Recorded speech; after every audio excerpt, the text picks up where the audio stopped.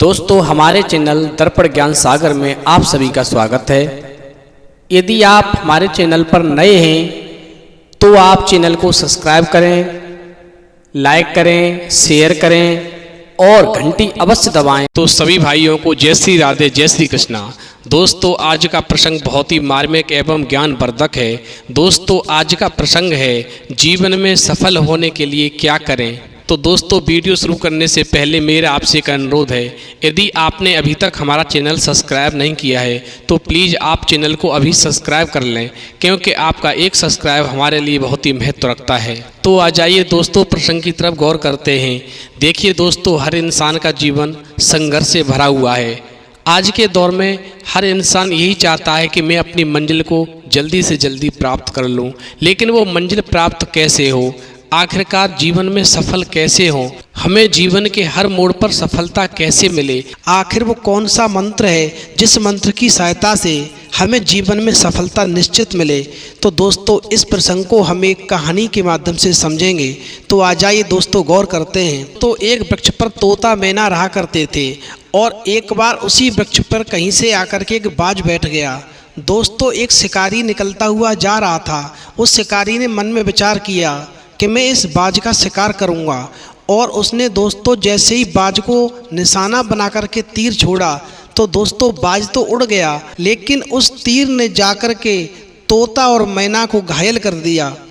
अब दोस्तों जब तोता और मैना घायल हो गए, इधर शिकारी तो चला जाता है, लेकिन तोता मैना बार बार उड़ने का प्रयास कर रहे थे, लेकिन घायल होने की वजह से वो ठीक ढंग से उड़ नहीं पा रहे थे।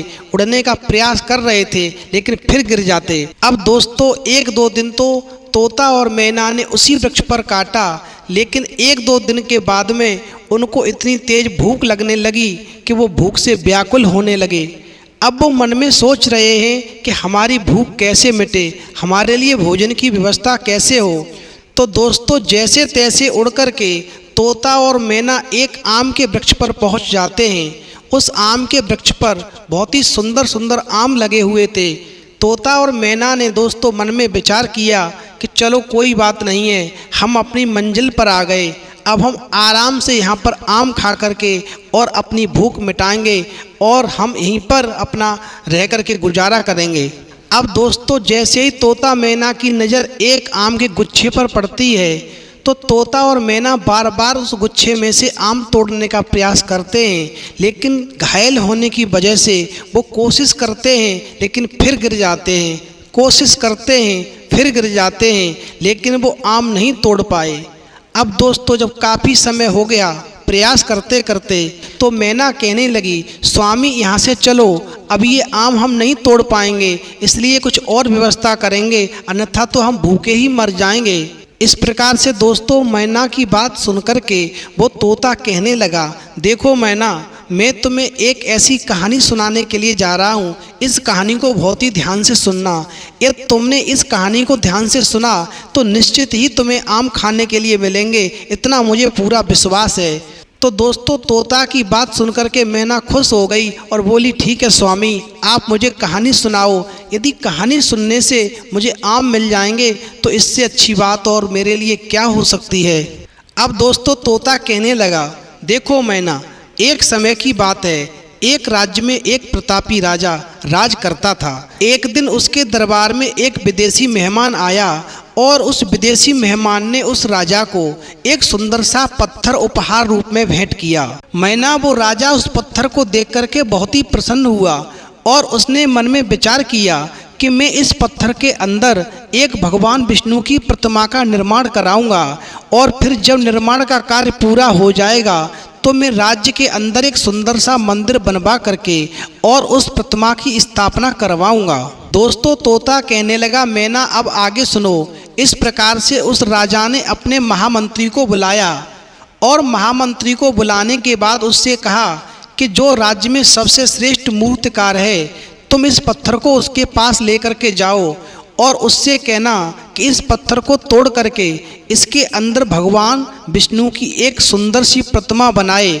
जब वो प्रतिमा बना करके इस पत्थर को वापस राजमहल में भेजेगा तो मैं उसको 50 सोने की मुद्राएं भेंट करूंगा। दोस्तों तोता कहने लगा, इस प्रकार से मैना वो महामंत्री उस पत्थर को लेकर के एक मूर्तिकार के पास जाता है और उस मूर्तिकार से कहा कि राजा का आदेश है। दोस्तों तोता कहने लगा, मैना इस प्रकार से राजा की आज्ञा पाकर के वो महामंत्री उस पत्थर को ले जा करके एक मूर्तिकार के पास पहुंचा और उस मूर्तिकार से कहा, तुम इस पत्थर को तोड़ करके इसके अंदर भगवान विष्णु की प्रतिमा बना दो तो राजा तुम्हें 50 सोने की मुद्राएं भेंट करेंगे। तोता कहने लगा, मैना 50 सोने की मुद्राओं की बात सुनकर के वो मूर्तिकार एकदम से खुशी के मारे उछल गया। उसने विचार किया, आज तो मैं इस काम को करके और 50 सोने की मुद्राएं प्राप्त कर लूँगा। इस प्रकार मैना महामंत्री के जाने के बाद में उस मूर्तिकार ने प्रतिमा का निर्माण कार्य प्रारंभ करने के लिए अपने औजार निकाल लिए। मैना जब उसने अपने औजारों में से एक हथौड़ा निकाला और उसने उस पत्थर को तोड़ने का प्रयास किया। इस प्रकार मैना उस मूर्तिकार ने जब उस पत्थर को तोड़ने के लिए हथौड़े से प्रहार किया तो कई बार प्रहार किया, लेकिन वो पत्थर को नहीं तोड़ सका। अब वो अंत में आकर के थक गया और बैठ गया और वो कहने लगा, ये पत्थर अब कैसे भी नहीं टूटेगा। मैंने 50 से भी ज़्यादा प्रयास करके देख लिए, 50 से भी ज़्यादा प्रहार करके देख लिए, लेकिन ये किसी भी प्रकार से पत्थर टूटने का नाम नहीं ले रहा। तो उस मूर्तिकार ने मन में विचार किया कि मैं अंतिम एक बार और प्रयास करूँगा, टूटेगा तो ठीक है, नहीं तो राजा का पत्थर वापस कर दूँगा।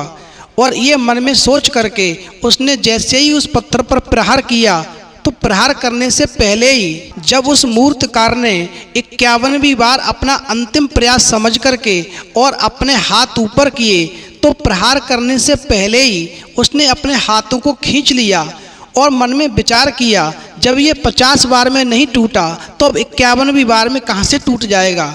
और वो थक करके शांत हो गया और उसने अपना इरादा बदल दिया और उसने मन में विचार किया कि अब मैं इस पत्थर पर प्रहार नहीं करूंगा। अब दोस्तों तोता कहने लगा, मैना वो पत्थर महामंत्री ने वापस ले लिया क्योंकि राजा का आदेश था, तो राजा के आदेश का पालन उस महामंत्री को करना ही था। उस पत्थर के अंदर मूर्ति का निर्माण तो होना ही था। इस प्रकार मैना वो महामंत्री उस पत्थर को लेकर के एक दूसरे मूर्तिकार के पास जाता है।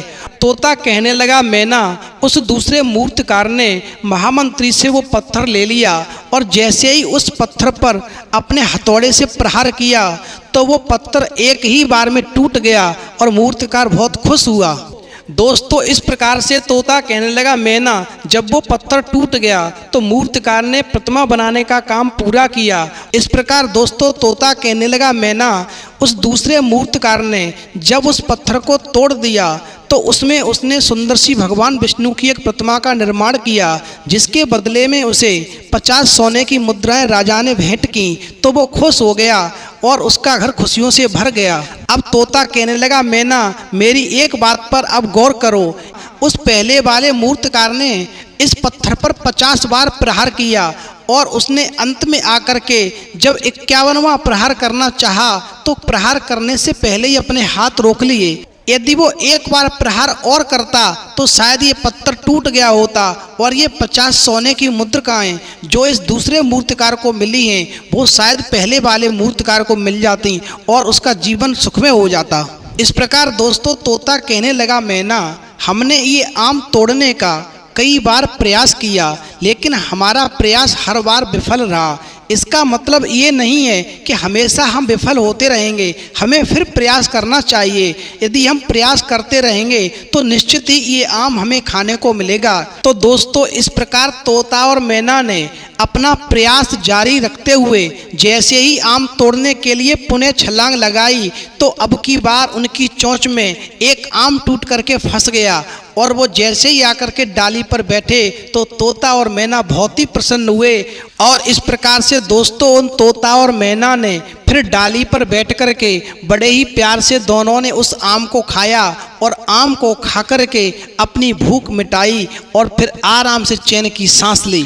तो दोस्तों इस प्रसंग से हमें ये शिक्षा मिलती है कि हम भी अपने जीवन में कई बार ऐसी परिस्थितियों से गुजरते हैं कि हम किसी भी कार्य को करने से पूर्व एकदम से अपने आत्मविश्वास को डगमगा देते हैं और हम एक दो प्रयास करते हैं और फिर सोचने लगते हैं कि इस कार्य में सफलता नहीं मिलेगी और हम अपना आत्मविश्वास खो जाने की वजह से उस कार्य को करना बंद कर देते हैं। दोस्तों, एक बात ध्यान रखना, जब आप किसी कार्य को करने के लिए अंतिम प्रयास करने से पहले ही अपने हाथ खींच लेते हो हो सकता है कि वो आपका अंतिम प्रयास आपको आपकी सफलता तक पहुंचा दे, आपको आपकी मंजिल तक पहुंचा दे।